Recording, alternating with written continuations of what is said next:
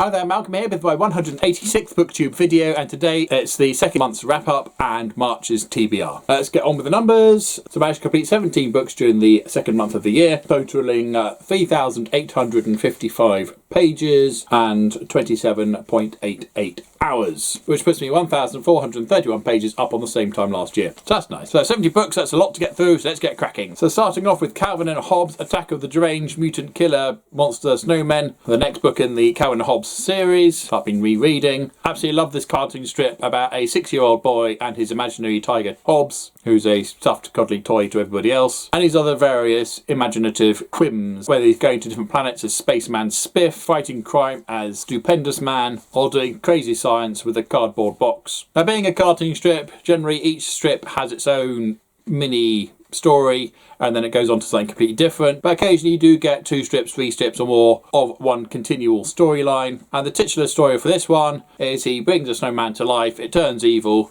and starts making itself bigger and nastier and making other snowmen for Calvin to fight against. Really good storyline, a lot of fun, and this is the last book of the standard square format. Booktastic. After that I then read Day 4 by Sarah Lotz. This is the second book of the 3. I have done an individual video reviewing this book, so if you want to know what I thought of that, then go check that out. Link down below. And after I read that, I then moved on to A Stroke of the Pen by Terry Pratchett. I was supposed to read this in the second month of the year, but I ran out of time. And this basically collects the various stories that Terry Pratchett wrote for newspapers under pseudonyms that were accidentally discovered and finally published. Now, of course, it's one of my favourite authors, so I was going to love this regardless, and I did, but obviously it came from an earlier period of his writing time, so his stories are generally a little less complex. And the thing that disappointed me the most was that quite a lot of these stories feature in some of his other short story collections, such as Time Travelling Caveman and Witch's Vacuum Cleaner, those collections, maybe in a slightly different format. They clearly had a reworking, so they are technically different, but it's a case of I'm reading the story and I think, I've read this before. Not exactly the same, but similar enough. It was nice to have known that going in, that there were some repeats, as it were. Not as much new material in there as I would have liked. And the Waterstones edition claims to have some extra doodles, which are literally a couple of pictures on the end pages, really.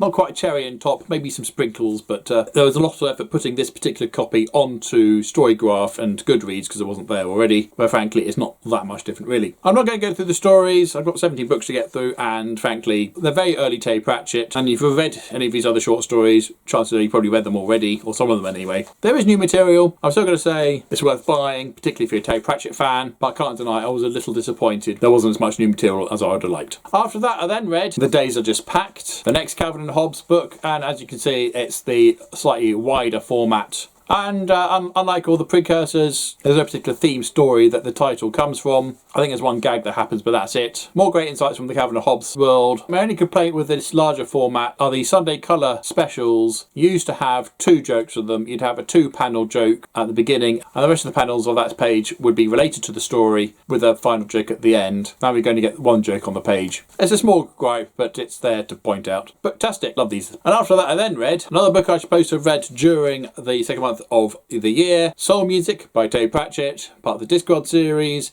where music with rocks in it becomes a major feature of the disc. We follow Imp E. Kellin, also known as Buddy Holly, and his band, who are doomed to die in a travelling accident, and the magical guitar that they pick up brings a new sound to the disc which enraptures the population. Meanwhile, Death has another one of his funny turns and goes and tries to forget. He knows everything, he remembers everything, and he wants to try to forget. So he does the various things that humans do to forget, like getting drunk, join the Klatchen Foreign Legion, leaving his granddaughter Susan to step into the mantle of Death and do his job. But again, as a human, she's more empathetic than Death is and isn't able to do the job to the fullest while being dispassionate. This was a reread, so I knew I was going to love it. Yes, it's booktastic, of course it's booktastic. Pokes a lot of fun at everything to do with the music industry. And one of those books, if you haven't read Discworld and you don't know where to start, and you don't fancy Guards, which why not, that's brilliant. This isn't a bad one to start with. Technically it's a sequel to Mort, or the third book of the Mort Reaper Man Soul Music. You don't necessarily need Reaper Man to read Soul Music, but you could technically come into this one afresh, having not read any Discworld at all, and still get a lot out of it. And there has been an animated series made, really hard to get hold of. I think you can get it on YouTube, really worth watching, and they were very clever with the things they did with the music. Go check that out. And after that I then read Green Mars Mars by Kim Stanley Robinson. This is book 2 of the Red Mars trilogy, and I actually listened to this one on Audible, and I'm currently nearly finishing Blue Mars, book 3, so I'm desperately trying to remember what happened in Green Mars. At the end of Red Mars, there was a sort of revolution, an attempt to separate themselves from Earth's control that failed. And basically, Green Mars, the survivors of that failed coup, try again. But that, I think, is the bottom line. But also, it's filled with the various efforts to further terraform Mars, or whether we should terraform Mars or not, and how the surviving first 100 are able to go under cover, go underground, literally, hide from the authorities, and continue to do their work. A, terraforming Mars, and B, arranging another revolution, but one that will work this time. And a big part of that is by getting hold of all the independent native Martian groups. I say native because they were now quite a few decades down the line, and having sort of second and third generation humans who have only ever known life on Mars with their own ideals. And we do introduce a couple of new characters. We got Nargal, who is one such Martian, who's a rather interesting character, and Art, an Earthling who is sent to Mars to try and win Mars over to a corporation on Earth. And we have his story, which is also quite interesting as well. So two good additions to the rota of characters, particularly as we've lost some from the previous book. And yeah, I really enjoyed it. It was quite long-winded, I think, sometimes. We do get bogged down in some minutiae of things that aren't really necessary, but we're reminded that we are dealing with people and their relationships and their ideals and their hopes and their dreams, and also the effects of the gerontological treatment that was introduced in the first book, which basically staves off death, and people can potentially live for up to 1,000 years. They don't quite know at this point, but the first 100 and other early settlers are beginning to reach their first century, and just how life changes for them and how Mars is changing as well. It's interesting on many levels. Really enjoyed it. Worth buying. And after that, I then read Homicidal Psycho Jungle Cat, Calvin and Hobbes again. More of the same. So, booktastic, of course. Don't need to say more than that, really. And after that, I then read Obsessions, a Quantum Leap story by Carol Davis. And like with many Quantum Leap stories, 2 stories in here, really. One is Sam's story and his leap, and one is Al's story back at the project. Sam leaps into a caretaker of a holiday complex, effectively. Bunch of holiday homes privately owned by wealthy people elsewhere. And there's no one there. And he's only got a large dog as a companion. So he's quite honestly saying, well, what am I doing here? How can I save somebody if there's no one here? Which is a very good point. But he's not getting much input from Al, because they've got a problem back at the project, because a woman has contacted the project wanting to know where Sam, her husband, is. A question that Sam's actual wife at the project isn't too impressed to hear about. Is this a scam? Is this an effect of changing timelines? Or does Sam actually have a dark past we don't know about? And of course, the project is under threat from exposure as well. Needless to say, I found Al's storyline much more interesting than Sam's. Something does develop with Sam eventually, but it's more wallpaper to the main events with Al and this mystery woman. And I found the threat to the project quite palpable with this potential exposure. Flew through this quite quickly, really enjoyed it, worth buying. And after that I then read There's Treasure Everywhere, also booktastic. And then I read Primeval, The Lost Island by Paul Kearney. Previously I reread Shadow of the Jaguar and found that was rather lacking. Not very much happened for the majority of it. So really interested to reread this one. Again, can't remember much about it. And yeah, there's a lot more that goes on in this one. Basically an island is full of anomalies, and a crew go out there to try and find out what's going on. Now they do take a bunch of armed people for change, rather than just turning up with a toothbrush and no clue, like they normally do. But typically they're completely ill-prepared for the things that they face there, which makes it really exciting and thrilling. On top of all that, it's on a disputed island between France and Ireland, meaning that both countries aren't impressed that there's this force that's landed on it, and they want to be part of it too. So there's a bit of a political intrigue going on there as well, and one that I feel wasn't adequately resolved at the end of the book. People saw stuff that they weren't supposed to have seen, and okay, that's it. That's the end. Like, isn't there going to be any fallback from this? But apparently not. Okay. I thought it was really well written. All the characters felt like the characters from the TV show. Yeah, really enjoyed it. Worth buying. Oh, I did. And after that, I then read It's a Magical World. Oh, look, another Calvin and Hobbes. Booktastic. And that's it. That's all the Calvin and Hobbes done. Which is rather sad. Ends on a really sweet note. These books really do have some surprising, touching moments in them. Highly recommend them. And after that, I then read Buffy the Last Vampire Slayer, The Lost Summers. I absolutely loved Buffy the Last Vampire Slayer. I thought that was a really good take on the Buffy books. and said it's a shame that this is the only one. So I was delighted to see there was book 2 here, only to find this was more of a short story collection. The first one not even being a one from this series. It's more one where Buffy and the Scooby Gang go on a road trip with Spike to go and recover one of his works of poetry that's been rediscovered, to his embarrassment. And it was alright, it had some funny moments, but wasn't anything particularly special. And the second story is a Buffy the Last Vampire Slayer story featuring Buffy and Thess and Spike, all old and wrinkly. And that was great seeing these characters again. I didn't really gel with the story at all. I didn't understand the main plot, really. There was obviously some rebellious pushback, but I'm not quite sure against what or why, and I just ended up finishing the story unfulfilled. It just felt like a wasted effort, really. I gave it a worth reading overall, but not a patch on book 1. And then after that I then read The Long Patrol by Brian Jacks. I think it's the 10th Redwall novel, featuring anthropomorphic animals doing horrible things to each other. And in this one we have a bunch of British stip-off-a-lip type hares, the Long Patrol, as they're hunting down Doomug Warfang, an evil rat, and his hordes and hordes and hordes of other foe beasts as they want to take over Redwall Abbey. Now, I previously complained that a lot of these books do have a sort of samey feel to them, and although this one does hit a lot of the same beats as before, it did feel distinct enough to have its own flavour, and there's some real highs and lows in this one. Brian Jacks isn't afraid to bump some of these characters off. And this one has a nice standalone feel to it. You don't need to have read any of the other Redwalls to enjoy this one, although I would recommend Mossflower perhaps, because there are a couple of callbacks to that, as the inhabitants of Redwall Abbey, years down the line now, discover some secrets calling back to the events of Mossflower. Above that, real solid story, nice great big battle, with potentially quite quick wrap up. The battle starts and it's not very many pages until the end of the book, but then I don't need pages and pages and pages of creatures slicing limbs off each other. There was enough in there to have the main beats of the battle, and then the battle ends and the resolution happens. And throughout there's some really nice touching moments. Booktastic. After that I then read Buffy 97.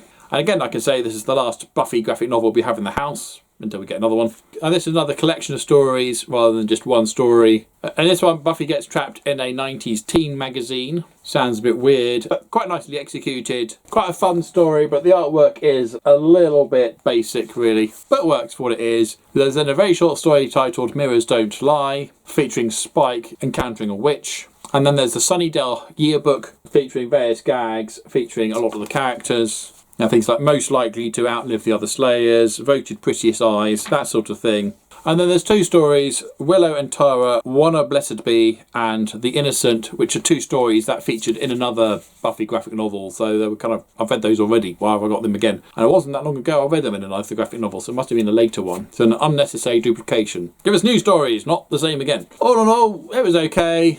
Disappointed there were repeated stories from other collections, and the main 2 stories were worth reading. After that I then read Buffy the Vampire Slayer Doomsday Deck by Diana G. Gallagher. And in this one, a lady with a deck of tarot cards is trying to take over the universe, and it's up to Buffy and the Scooby Gang to stop her. This really did feel like an episode from the show, and this story takes place during the 3rd season. Really enjoyed it. The characters all felt like who they were supposed to be. I actually felt like I'd watched it. Buy it. And after that I then read, because surprisingly enough and at time in the month, Crossings, Buffy the Vampire Slayer by Mel Odom. Takes place in the second half of season 5, just not that long after The Body. Basically, people are being conned into trying out this new VR game, except that they are being stolen into a demon dimension to fight for some demon henchmen, but they're believing that they're playing VR the whole time. It's really clever ideas here. I'm not sure if this felt like an episode though, but it was definitely worth buying. A lot of fun. And then finally I read The Journals of Rupert Giles Volume 1, novelisation by Nancy Holder, who basically takes 3 of the episodes featuring Buffy's birthday. I think they're her 16th, 17th and 18th birthdays. So it's Helpless, when she gets poisoned to do a trial for the council as just a human being rather than an empowered slayer. A New Man, when Giles wakes up as a demon. And Blood Ties, where Glory discovers that Dawn is the key. Oh, what I really liked about this collection was just how Buffy's life changes year by year, who she's dating. She's not dating Angel anymore. There's a bit of a history obviously there. The second one it's Riley, and the third one it's almost Spike. And of course Dawn turns up in the third one, and she's dealing with being a sister. But in each case, it's can't I just have a nice birthday without all this crap happening? But, you know, if you like the episodes and you'll like the novelizations, they're pretty nicely written. My main complaint, though, is the link of trying to turn it all into one novel, where we followed Giles, who's in some weird blood pact with a demon to try and protect Buffy, and he basically visits the 3 birthdays, which is why we get to see them in novel form. I just found it unnecessary. Just rather than have the journals of Rupert Giles, just have Buffy's birthday bonanza or something. And just, you know, let's not even lie about the fact that these are 3 novelizations of 3 episodes, 1, 2, 3, without the silly middly bit, which, let's face it, adds nothing to anything at all. It's worth reading. So that's my red pile. What's March's TBR? Good question. Kicking off with the book of the month, Machine Vendetta by Alistair Reynolds. This is book 3 of the Prefect Dreyfus series, which in turn is set within the Revelation Space series. I absolutely love the first 2 Prefect Dreyfus books,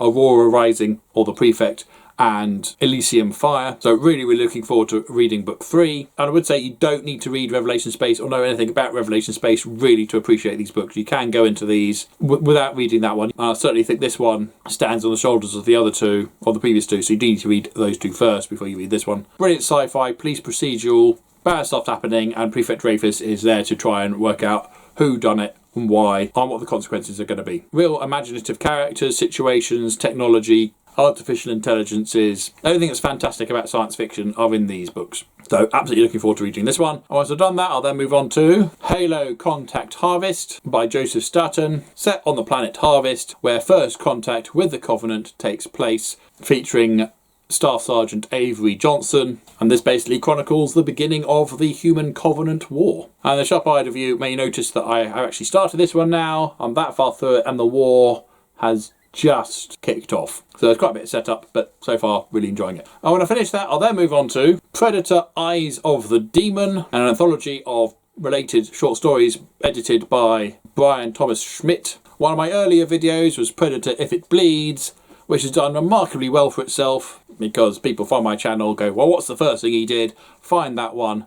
And, you know, it's ticked over quite nicely. Coming full circle now to another Predator short story collection. I loved If It Bleeds, hoping this one will deliver as well. And when I finish that, I'll then move on to Terminator 2 Judgment Day, a novelisation of a certain film written by Randall Frakes. I love novelisations of films, particularly good ones where you get a bit more insight, a bit more backstory, and sometimes stuff that ends up on the cutting room floor or gets edited out if even at the script level, because that's what the author is working on at the time, and then while the film has been made, certain changes and decisions are made, and there is normally a disparity between the two, and I love that. I love seeing the thoughts that they could have gone down. So looking forward to reading that. And once I've done that, I'll then move on to Kingdom of Darkness by Andy McDermott. This is book 10 of the Wild Chase series. Archaeology with guns and explosions and chases and madcap escapes and evil bad men trying to do something that takes over the world. What's the MacGuffin this time? A shrine to Alexander the Great and a water-filled urn possessing mysterious qualities, stolen by Nazis. So there we go.